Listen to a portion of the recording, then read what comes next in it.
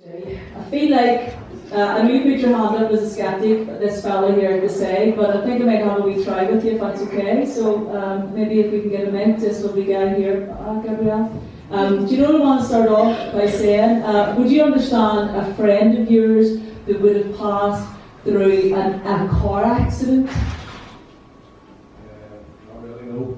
Okay, let me just build up, because I've only just told you one wee thing, so let me just build up a few memories. The first memory that he's given, because he's talking about that's where he would have passed, and I felt like this was a guy, when he was this side of life, he didn't just pass in that way, but he had a massive interest in mechanics, and he's remembering here that, I actually feel he was a mechanic, but he's shown me even as a teenager, as a boy, his household, I thought there was more males within it, and he's talking about a brother and also his dad, and he remembers here when he was around 14, 15, always, involved with cars and fooling about with cars, and then he goes on to train in that way. So, would you understand any of that?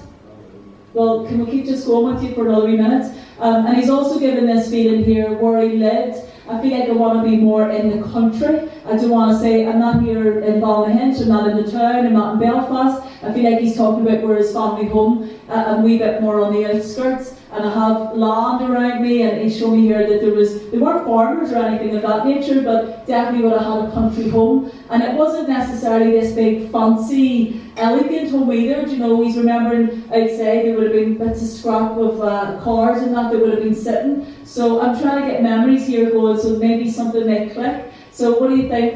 Well, maybe if Dad was in the mechanics, he's not long gone. Not really, probably. What do you mean, not really that way? Come on. So, would you understand, your friend's daddy passed, and was he a friend to you? Yeah. Yes. And do you understand he was a mechanic? Yeah. And didn't he live in the country? Yeah. And didn't he have loads of scrap out the side of the cars? And would you remember where he had was there two boys? Yeah, there was. What the hell are you talking about here?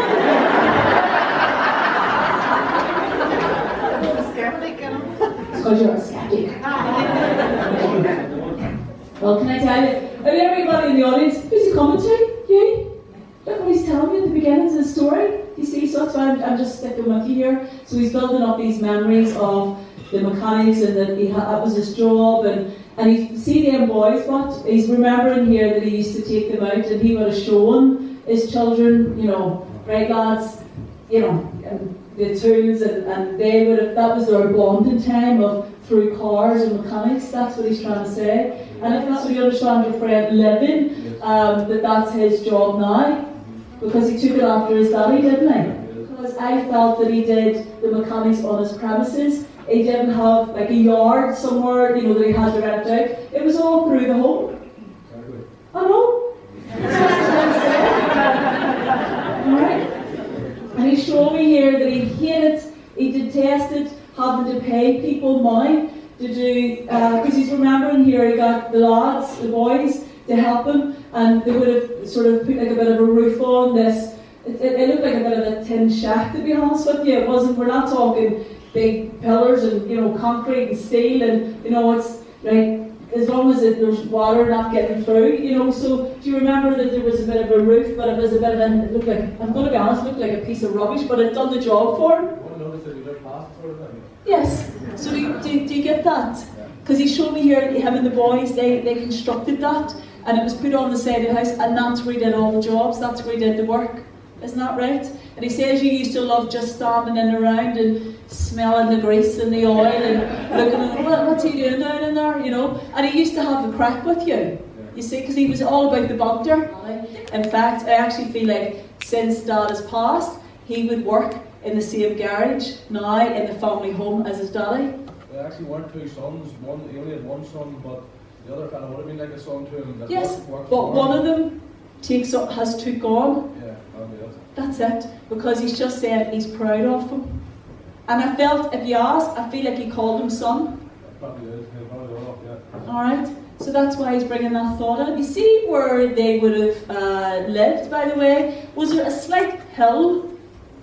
Yeah, there was. Now, hold on. Am I right in saying where the hill is, that the road was actually called something Hill? Was it like Hill Road? Yeah, that was the town they were from. Hilltown. Yes. Isn't that great? So they did live on the hill in Hilltown. So we're there, aren't we? It feels like that he really wants to comfort the family, even though he's all the biz and the crack, and he's bringing the memories of all things to do with his cars, mechanic, and that was his business, which is really important that he proves that, so you know it's him. But the main message that he wants to give is about them boys and about telling them that he's proud of them, that he sees them as sons, that he sees that one son has taken on the garage, and he says, you go for it, just keep doing it. And I feel like he's been clearing away some of the scrap all over the yard as such of where the home is. So do you understand if he's been doing quite a bit of clearing out? Yeah, you'd be right early. I know we are, alright?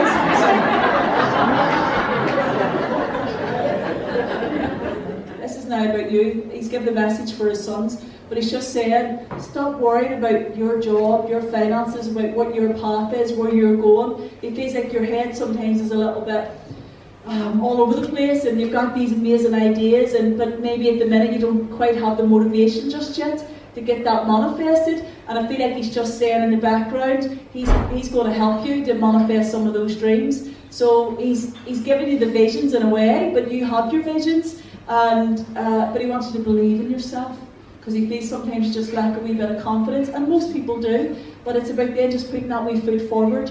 So will you take the love and comfort of this beautiful man who was a lovely friend to you, a good friend of the family, and then tell the sons especially what their dad has said? Are you a wee bit of a believer? Alright. So can I leave all that with you? You've been absolutely brilliant.